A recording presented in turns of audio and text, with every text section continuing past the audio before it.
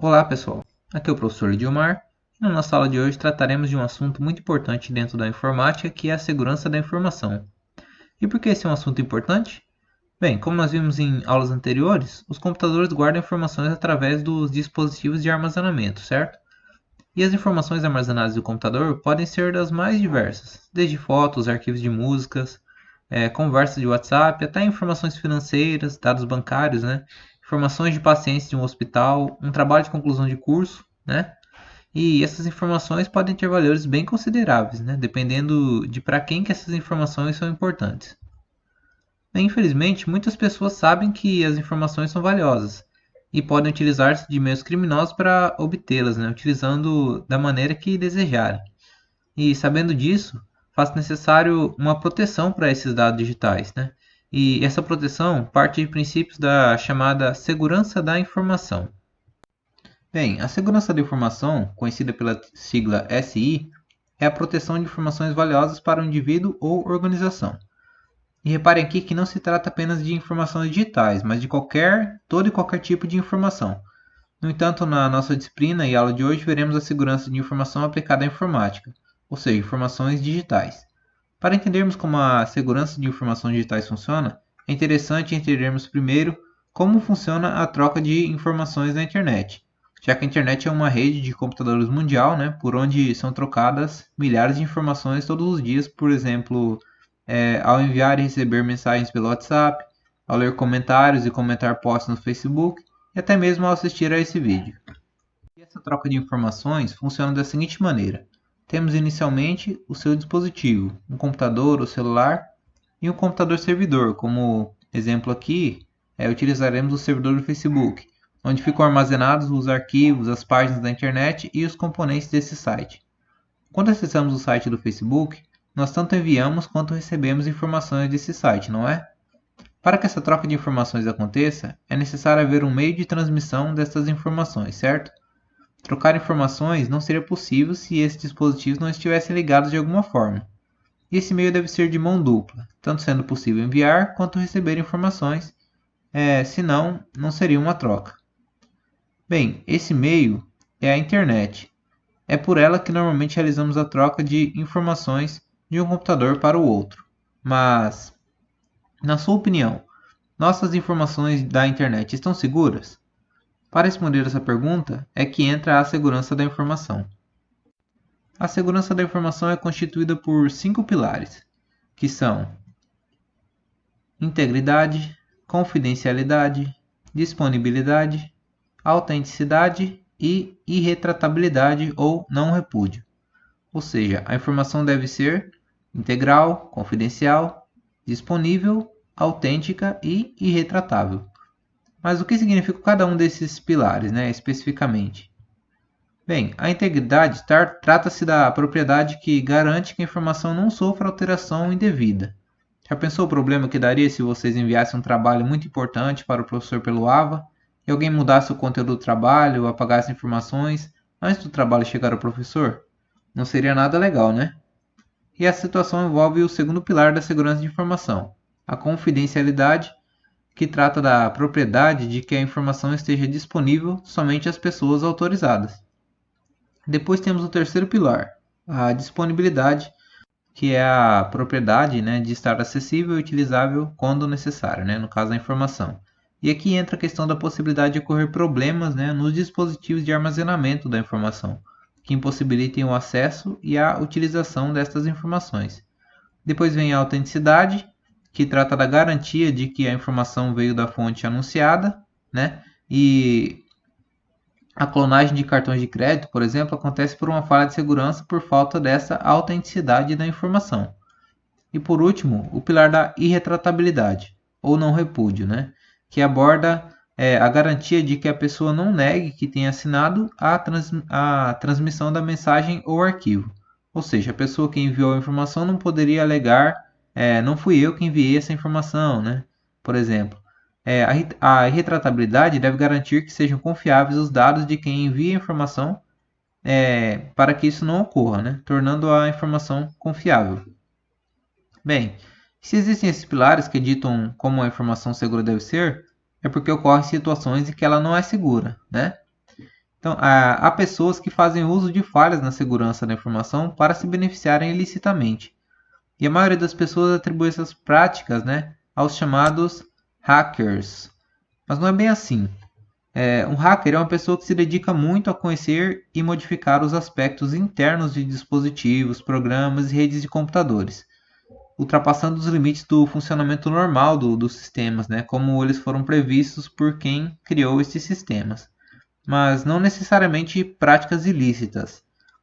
São pessoas com habilidades fora do comum para a computação e fazem o que fazem por curiosidade, por necessidade profissional, porque tem pessoas que trabalham com isso, né? Verificando falhas de segurança em sistemas, por exemplo, ou por vaidade, competitividade, ou mesmo para o crime, né?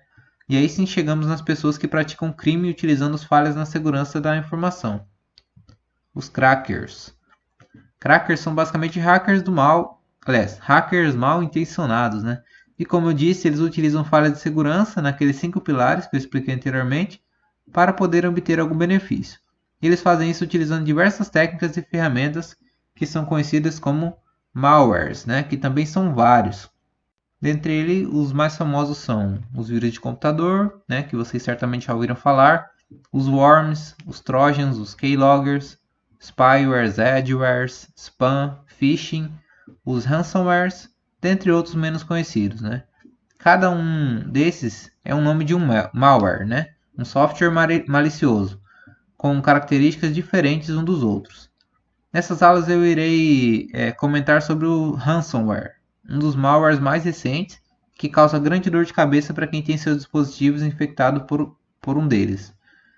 Bem, sobre os ransomwares, né? Imagine o seguinte: você está na sua casa dormindo, aí acorda, tranca sua casa e sai para o trabalho. As horas passam, o trabalho termina e quando você retorna para casa, percebe que a fechadura foi trocada. Que situação, hein? É mais ou menos assim que os ransomwares funcionam, né? E vocês entenderão por quê. Para isso, entendamos primeiro, né, o que é um ransomware, né? Bem, ransomware é um malware, né, que sequestra os arquivos de um computador e cobra resgate para devolvê-los. E aí vocês me perguntam, né, mas sequestra como, né? Bem, os ransomwares fazem isso criptografando os arquivos, impedindo que a pessoa que é dona desses arquivos consiga acessar o conteúdo deles. Após criptografar os arquivos, o ransomware cria um arquivo de texto com uma mensagem para o dono do dispositivo infectado, onde diz que a única forma de recuperar os arquivos seria pagando uma determinada quantia em dinheiro. E após pagar essa quantia, os crackers, né, eles enviariam para a pessoa um programa que descriptografaria os arquivos sequestrados. E qualquer pessoa que não tome os devidos cuidados pode ter seus dispositivos infectados, né, por esses ransomware. Desde quem usa o computador ou celular apenas para acessar o Facebook, o WhatsApp, até grandes empresas. Vejam essas notícias que nos mostram por que devemos nos preocupar com ransomwares. A primeira diz: autoridades americanas advertem bancas sobre o surto de ransomwares. A segunda, do FBI, diz ali: ransomware on the rise, que significa aumento de ransomwares. Depois, tem uma notícia da Kaspersky Lab, né, que diz o seguinte: o Brasil ocupa o primeiro lugar dentre os países latino-americanos mais atacados por ransomware, né? A Kaspersky é uma das maiores empresas no ramo de estudo e enfrentamento de malwares, né, de vírus de computador. Aí depois vem: as empresas sofrem um ataque de ransomware a cada 40 segundos, diz o relatório. E essa última, falando sobre a segurança em 2017, que os ransomwares continuarão reinando, né? Ela diz ali, tá em inglês, mas é isso que ela está dizendo. E apesar de serem notícias de 2015 e 2016, atualmente os ransomwares continuam mesmo reinando entre os malwares mais difíceis de se lidar, né, com os casos de infecções por esse tipo de praga virtual somente irem aumentando com o passar do tempo. Vejam essa linha do tempo de criação dos ransomwares no decorrer dos anos. O primeiro foi criado em 1989 e foi nomeado AIDS, né, AIDS. Ele contava quantas vezes o computador tinha sido iniciado e quando dava 90 vezes, ele ocultava pastas do computador e criptografava o nome de todos os arquivos do sistema, fazendo com que o sistema não iniciasse além de apresentar uma mensagem de resgate na tela do computador, né? Ele agia dessa forma porque o programador, né, quem criou ele quis desse jeito, né? E depois dele tiveram vários outros, né? Sendo os mais famosos aí dentro da segurança da informação, o GP Coder em 2005, depois o Heverton em 2012, em 2013 já foram vários no mesmo ano, e daí para frente a situação só piorou. Né? Existem empresas e pessoas que trabalham para conseguir descriptografar arquivos infectados por ransomware, mas como eles são muitos, nem todos ainda possuem alguma forma de descriptografia, né? Sem que seja necessário pagar aos criminosos. E um dos grandes motivos para o alto crescimento de ransomware de 2014 aí para frente foi o advento do Bitcoin para pagamentos de resgate de arquivos. Espera, Bitcoin? O que seria isso, né? Bitcoin é uma forma de moeda de troca virtual, uma moeda digital. O Bitcoin ele foi criado em 2008 por Satoshi Nakamoto, junto com todas as regras de como essa criptomoeda, né, que é como elas são chamadas, moedas digitais, todas as regras de como ela funcionaria. Aí, com o passar do tempo, ele foi sendo aceito por diversas pessoas e obtendo seu valor, mas ainda é desconhecido por muitas pessoas, né, pela maioria. E por que o Bitcoin impulsionou a criação de ransomwares, né? Para entendermos isso, vamos fazer uma comparação entre o ouro, o dinheiro e o papel e o Bitcoin, que são moedas de troca, né? Bem, quanto à escassez, ou seja, a pouca quantidade disponível, o ouro e o Bitcoin têm essas características, enquanto o dinheiro em papel nem tanto, né? Se encontra facilmente por aí. E a escassez aumenta o valor da moeda, né? Quanto a ser durável, a mesma coisa, o Bitcoin é digital, então praticamente não estraga. Assim como o ouro, né, que ele é sólido, enquanto o papel se rasga facilmente. Quanto a ser portável, né, fácil de carregar, o Bitcoin pois é carregado em carteiras virtuais, né, no celular, por exemplo, e da mesma maneira o papel é carregado na carteira de verdade, né, enquanto o ouro já não possui essa facilidade para se carregar, né, por aí. Quanto a ser divisível, o Bitcoin e o papel podem ser facilmente, né, o dinheiro por ser largamente usado, né, bastante usado, e o Bitcoin por ser digital, então permitindo que se gaste meio Bitcoin, por exemplo, né? Enquanto o ouro já não é tão fácil assim de se dividir. O Bitcoin e o dinheiro em papel também possuem diversos meios de verificação de validade, enquanto o ouro é mais complicado. O Bitcoin é facilmente armazenável em grandes quantidades por ser digital, enquanto para o ouro se torna algo muito complicado e para o dinheiro também, né? Necessitando, por exemplo, grandes cofres, né, para armazená-lo, né?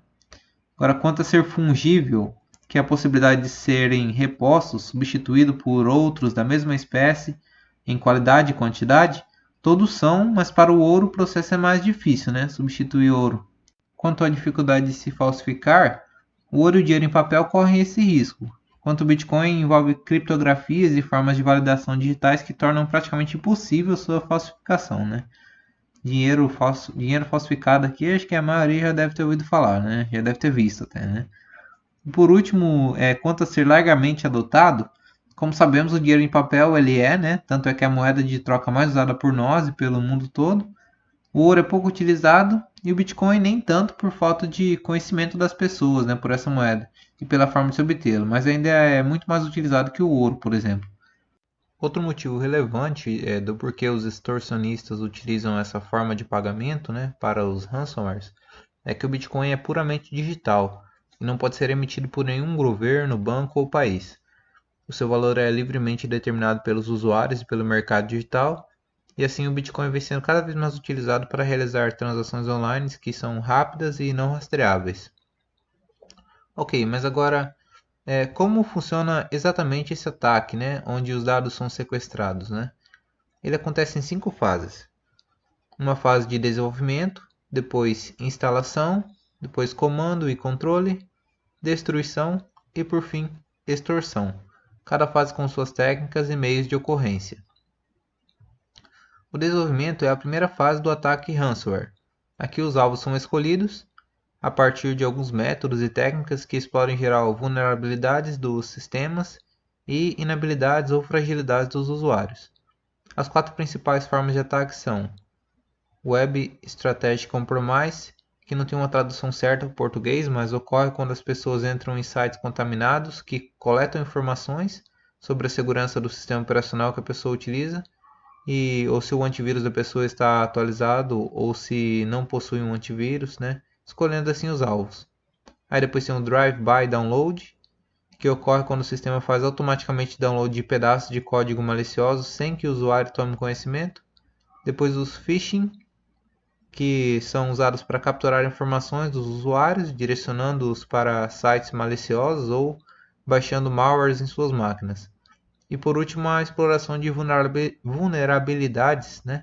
Onde os ataques exploram vulnerabilidades internas da rede de computadores com a intenção de atacar uma determinada empresa.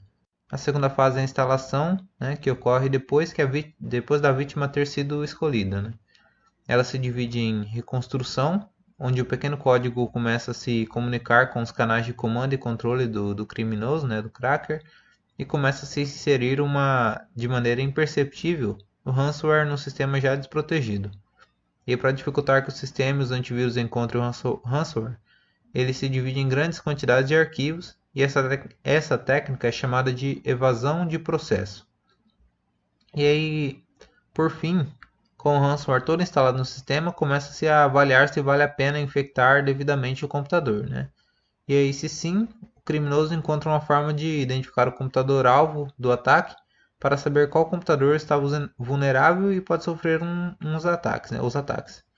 Então, o ransomware se estabelece como um processo legítimo dentro do sistema, né? Do sistema operacional, e toma conta da memória do computador, indo para a próxima fase do ataque, que é a de comando e controle, onde o ransomware busca se comunicar com o criminoso para receber comandos do que deve ser feito. Essa comunicação ocorre através de protocolos de internet como o HTTP, HTTPS ou através do Twitter, e-mail, né? E serve para que o sequestrador possa conhecer e ter controle do computador da vítima, tudo isso de forma silenciosa. Passa-se então para a fase de destruição, onde os arquivos designados são criptografados, né? Bloqueando o acesso ao conteúdo desses arquivos.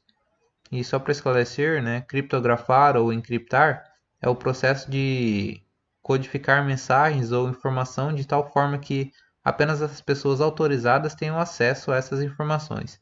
Neste processo, uma chave é gerada de tal maneira que apenas aqueles que conhecem essa chave podem decodificar a informação previamente criptografada. Bem, neste momento aí você está pronto para ser extorquido, né? Pessoa que teve seus arquivos aí sequestrados. Então, seus dados foram sequestrados e você deve pagar o resgate, né? Pode se perguntar. A orientação é nunca pagar, mas infelizmente o trabalho de vida da pessoa, né, pode estar comprometido. E nesse caso, a pessoa está nas mãos do criminoso aí, né?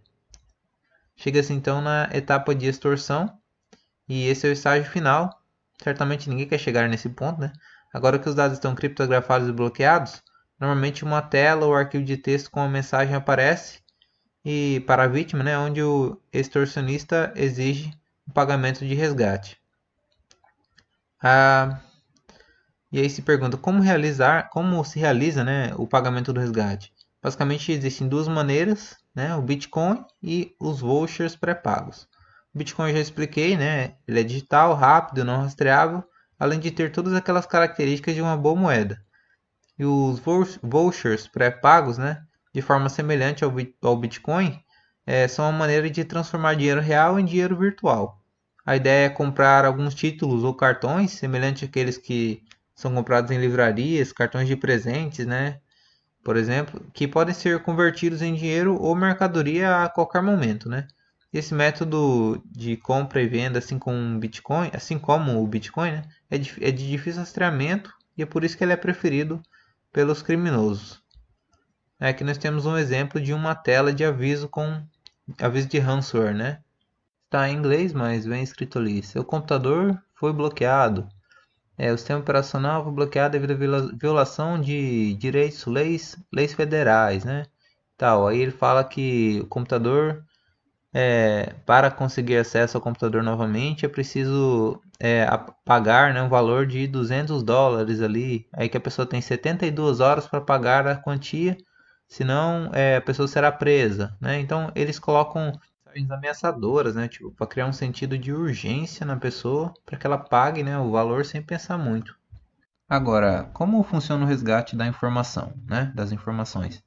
ela pode ser realizada de três formas, né? Esse pagamento. Através de amostra grátis, onde o criminoso permite que alguns dos arquivos criptografados sejam enviados a ele e descriptografados gratuitamente para mostrar que ele consegue recuperar os arquivos. Por pagamento escalonável, onde paga-se parte do resgate pela recuperação de alguns arquivos. E o pagamento integral, onde recupera-se todos os arquivos pagando todo o valor do resgate, que a depender da vítima pode ser valores bem altos, né? Se for uma empresa mesmo, será um valor alto. Sobre isso, vejamos essas informações. Pagamentos entre 300 a 500 dólares, né, para pessoas comuns e dezenas de milhares para empresas, né? Como eu estava falando, para empresas o valor é absurdo. Né? Aí outra informação, uma pesquisa revela que 54% das empresas haviam sido vítima de ransomware nos últimos 12 meses. Né? Uma pesquisa conduzida pela Osterman e patrocinada pela Malwarebytes. Né? Então, os valores não são baixos e mais da metade das empresas são infectadas dentro de um ano. Bem, conforme mostrado, o que se resgata de verdade, né, é a chave para decifrar os documentos, né, e não os arquivos em si. Né. Nesse sentido, pode-se dizer que os dados não foram sequestrados, mas sim as chaves. Né. Uma vez inserida a chave no sistema, né, os arquivos serão decifrados e recuperados. Mas nada garante, né, que o programa não deixará algum outro malware, né, adormecido para atacar novamente depois de um tempo pré-determinado. Mas por que somos tão suscetíveis a vírus? Né? Por que temos nossos dispositivos infectados tão facilmente?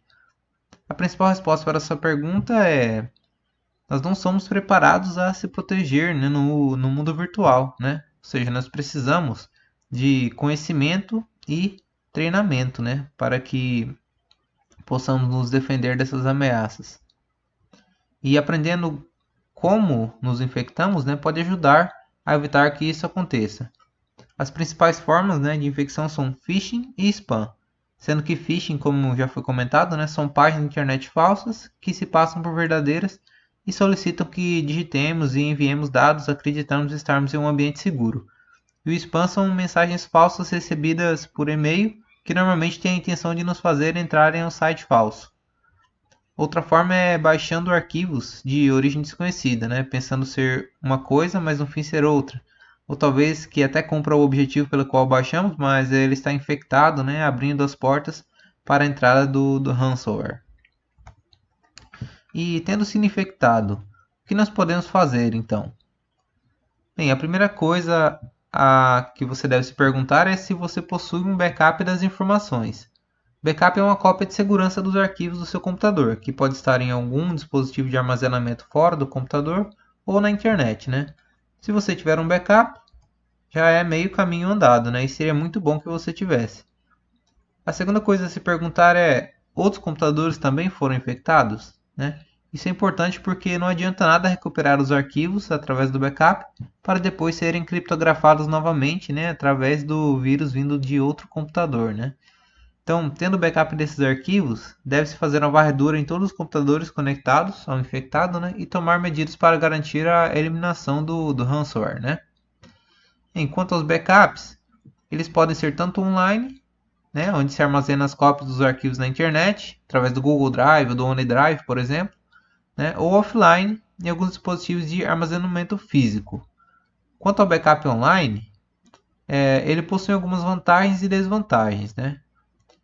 As vantagens dele são questão das redundâncias, que são ter vários arquivos, várias cópias do mesmo arquivo, né, em vários dispositivos, né, enquanto que o backup offline funciona dessa maneira, né, você tem uma cópia no computador e uma cópia em um outro dispositivo. O backup online é como se você tivesse apenas uma cópia, porque ele sincroniza os arquivos que estão no seu computador e os que estão online. Aí temos como outras vantagens o armazenamento mais seguro, por estar na internet, não no seu computador, que é mais suscetível a acontecerem falhas, né, erros nos arquivos. Soluções com configurações avançadas, ser acessível pela internet, ser grátis, né, para pouco espaço de armazenamento, né, o backup online, e ter um preço acessível para quando é muito espaço, né, mais de 1 terabyte, por exemplo. Né? As desvantagens são a falta de controle, né? Porque você não tem esse backup na sua mão, né? Ele está em um computador servidor na internet, em outro computador, né? Em algum lugar do mundo. E é dependente de conexão com a internet, além de ter grandes demorados, né? Tempo de sincronização, né? Ainda mais se forem muitos arquivos. Agora, quanto ao backup offline, nós temos as seguintes vantagens e desvantagens. As vantagens são backup e restauração mais rápido, porque o dispositivo se encontra físico, né, perto de você, né, não em outro computador em algum lugar do mundo, né, online. De fácil acesso offline, né, você não precisa de conexão para acessar, conexão com a internet para acessar esses arquivos no backup offline. E tem a questão da mobilidade também, que você pode carregar mais facilmente, né, esses arquivos de um lugar para o outro, né? Se eles estiverem gravados num DVD ou num HD externo, né? Uma coisa assim, no cartão de memória. As desvantagens é que ele pode ser destruído, né? Por estar num dispositivo físico. Não possui redundância por padrão, porque fica redundância a questão das cópias, né? Vai ter uma cópia no seu dispositivo e uma cópia em outro dispositivo de armazenamento, né? E ele pode ser roubado justamente também por esses mesmos motivos, por estar em um dispositivo físico, né? Bem, para encerrar, tratemos de como proteger as nossas informações no PC e do smartphone. Uma das maneiras mais eficazes de fazer isso é através do uso de senhas fortes. As senhas mais fracas são 1234566, 1234567 QWRTY, 12345, né? Uma sequência de números iguais ali, 777, 1Q, 2W, 3Z, 4R, etc, né? São senhas que usam sequências fáceis de se reconhecer, né? Então, elas não são senhas muito fortes, né? Existem diversos programas de quebra de senha que conseguem encontrar essas senhas aí em questão de segundos, né? Usuários imprudentes com senhas adivinhadas facilmente raramente as alteram e as utilizam em diversos sites, né?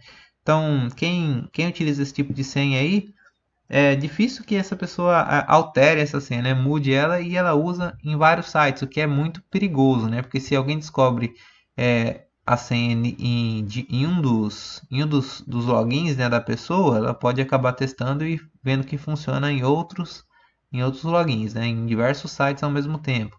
E esses usuários podem utilizar a mesma senha em ambientes financeiros, né? Inclusive, né? Então, podem utilizar até mesmo como senhas de banco, né? De gerenciamento de dinheiro aí, né? O que é um risco que a pessoa está correndo. Senha fraca, utilizada em vários sites, vários lugares, né? Inclusive em ambiente financeiro.